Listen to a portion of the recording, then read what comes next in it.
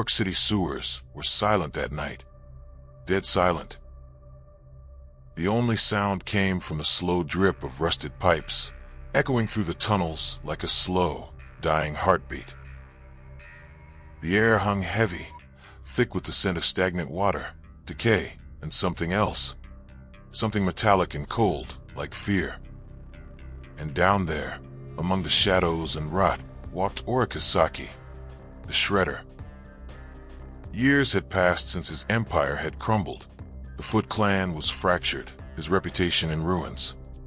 The Ninja Turtles, his sworn enemies, had vanished from the city after their final war. One that left half the underground tunnels collapsed and dozens dead. He had won that night, or so he thought. The taste of victory had been bitter, lonely. He was still the master, but a king without a kingdom, prowling his subterranean grave. But something had followed him down here. Something that whispered in the dark, pulling at the frayed edges of his sanity. Something that laughed, a sound that had no right to exist in the same breath as silence.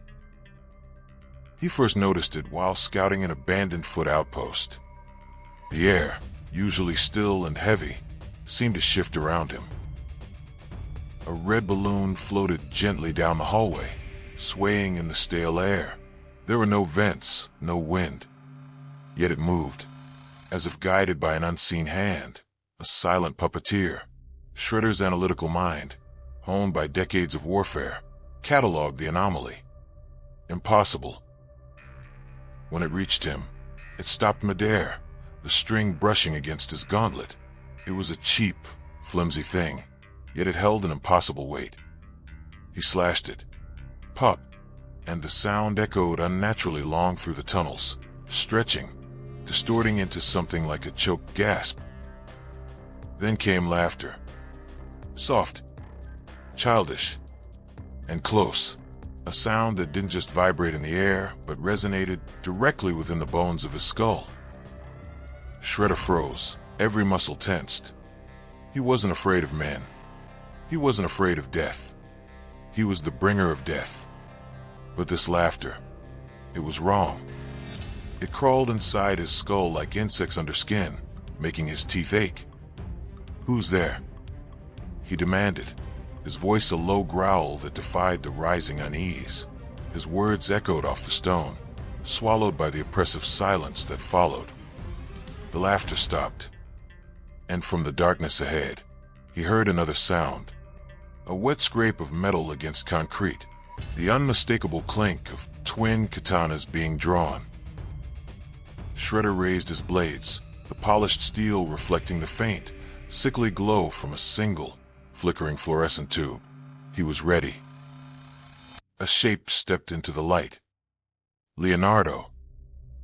Blue mask torn, skin pale, almost translucent, shell cracked down the middle, oozing a black, viscous fluid. His eyes, black and bottomless, yet burning with an unnatural cold fire. "You thought you killed us, didn't you?" The creature rasped, its voice a tortured parody of the young leader. Shredder's breath hitched, a momentary tremor in his iron will. This was impossible. He had watched Leonardo fall in their final, brutal battle. He had felt the life leave him. "Illusions," he muttered, forcing the word out, a shield against the creeping dread. "You're not real." The thing smiled. Too wide, too human. Its teeth were long, needle-sharp. "Then why do I bleed?" It charged, not with the fluid grace of Leonardo, but with a stiff, jerky motion, like a marionette on faulty strings. Shredder met the attack head-on, parrying with practiced precision, striking hard. His blade cut deep, but instead of blood, a gush of black water spilled out, smelling of rust and decay. Leonardo's form dissolved, collapsing into a puddle that rippled like oil, reflecting his own masked face back at him, distorted and mocking. From behind, a whisper, wet and sickeningly sweet. "Cowabunga, Sensei." He whirled. Michelangelo emerged next, skin hanging loose from his bones, teeth exposed in a rictus grin, eyes glowing faintly orange like embers in a dark pit. His nunchaku dragged along the floor, leaving wet trails of slime, the chain rattling like bones. And behind him came Donatello and Raphael, their faces distorted by something inhuman, their shells split open like rotten fruit. Their laughter echoed, layered and multi-voiced, for distinct pitches, but somehow coalescing into one, singular, malicious sound. Shredder, master of the Foot Clan, felt a cold fury, pushing back the terror. He would not be broken by phantoms. He struck again and again, slicing through them. But every wound healed instantly. Their bodies melted, reformed, and multiplied. The sewer walls themselves seemed to writhe, producing more and more of the grotesque forms. Soon there were dozens of them, all smiling, all whispering his name, their voices a cacophony of his greatest failures. Oroku Saki, villain of the shadows, murderer of brothers, forever alone. The tunnel lights flickered violently, and in every flash, the turtles' faces twisted more grotesquely, their shells splitting open like rotten eggs, their eyes replaced with spinning red balloons that stared unblinking into his soul. His gauntlets, usually a comforting weight, now felt like lead shackles. The polished steel of his blades began to ripple, reflecting not the sewer, but a churning, shapeless void. The laughter returned, louder this time, a crescendo of childlike glee and ancient malice. A voice, both playful and ancient, echoed from the darkness. "Oh, you really don't like them, do you? The poor little heroes in a half-shell." From behind the swarm of grotesque turtles, a figure stepped into view. White face, smeared with crimson lines that ran from its eyes down its cheeks like weeping blood. A bulbous red nose, yellow eyes like dying stars, ancient and hungry. Pennywise. The clown smiled, crouching low in the standing water, its movements unsettlingly nimble. "I love fear that smells like revenge, Saki boy. It's seasoned." Shredder, recognizing the puppet master, lunged, a roar of pure hatred tearing from his throat. He aimed for the clown's head, intent on ending the charade. But Pennywise vanished in an instant, the air where he stood bursting into a shower of balloons that popped one by one, spraying a thick, warm, blood-like substance onto the walls. When Shredder looked again, the turtles were gone. Only their weapons remained, rusted and dripping red onto the grimy floor.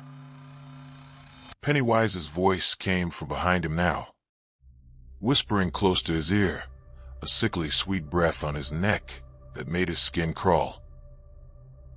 "Tell me, Saki boy, how does it feel to know you became worse than the monster you swore to destroy? Your hate, it tastes delicious." Shredder stumbled through the sewers, breathing hard, his mind reeling. He tried to remind himself it was illusion. Tricks of a demon feeding on his inner turmoil. But the terror was insidious, slipping past his defenses, twisting his own memories against him. He found himself in a cavern, the stench of decay replaced by clean, fresh air, faintly scented with incense. It was the old dojo, Splinter's lair. It was exactly as he remembered it from the last time he burned it to the ground. Except now it looked new, pristine. Candles flickered with a serene glow. Incense burned, and in the center sat Master Splinter. The old rat's fur was clean, his eyes calm, peaceful. He bowed slightly, his posture radiating a wisdom that tore at Shredder's soul. "My old enemy," Splinter said softly, his voice a balm and a condemnation. "Do you still believe vengeance brings peace?" Shredder froze, his blades trembling in his grip. The voice was perfect. Too perfect. It resonated with a deep, forgotten pain. "You're dead," he rasped, clenching his jaw, battling the emotional onslaught. Splinter smiled sadly.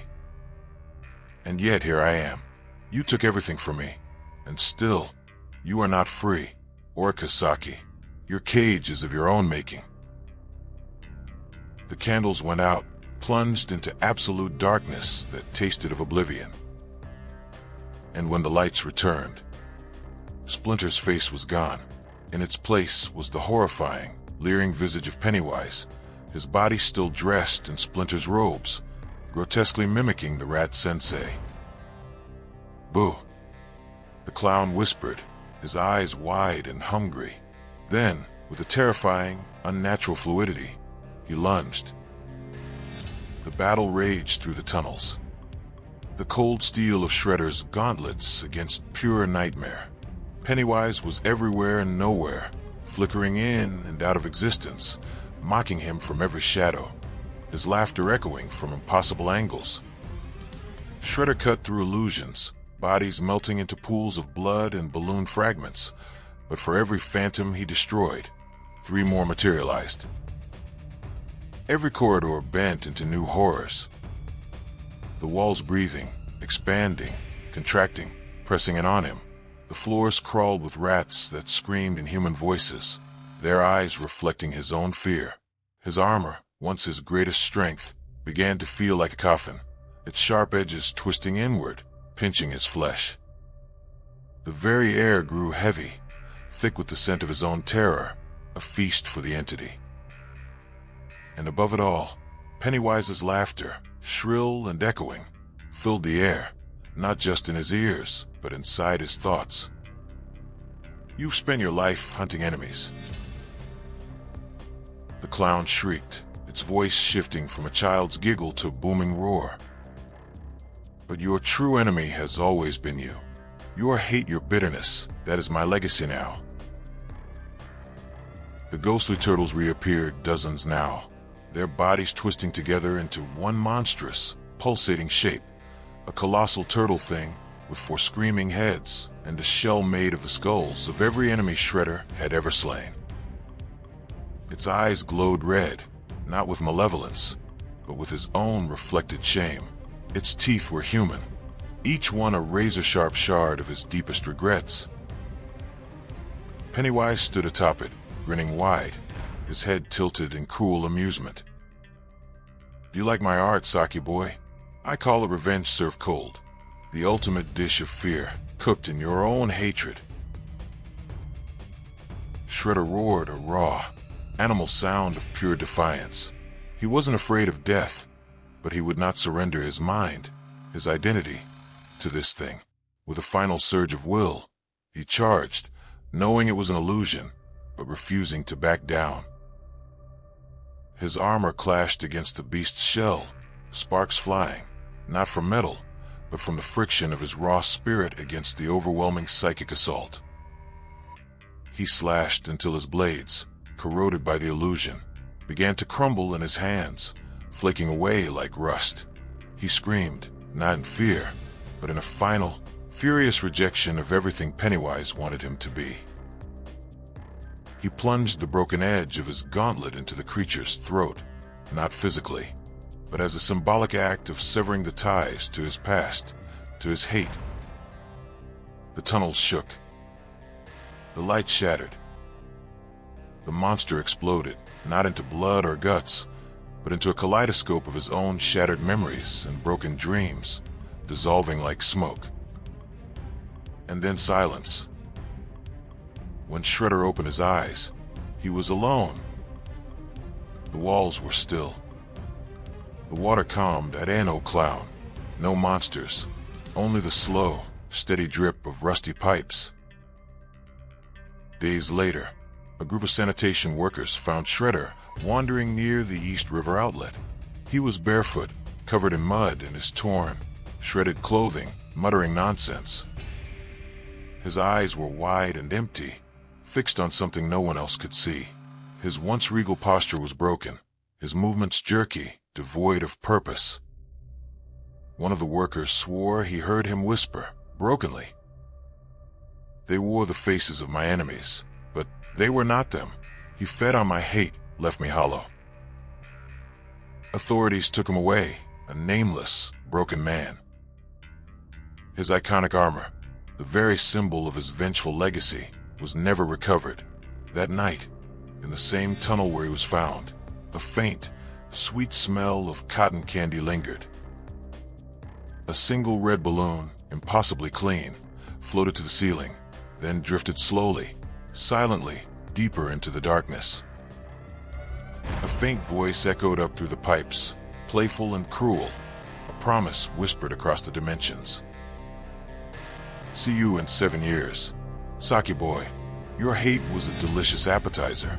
I'll be back for the main course.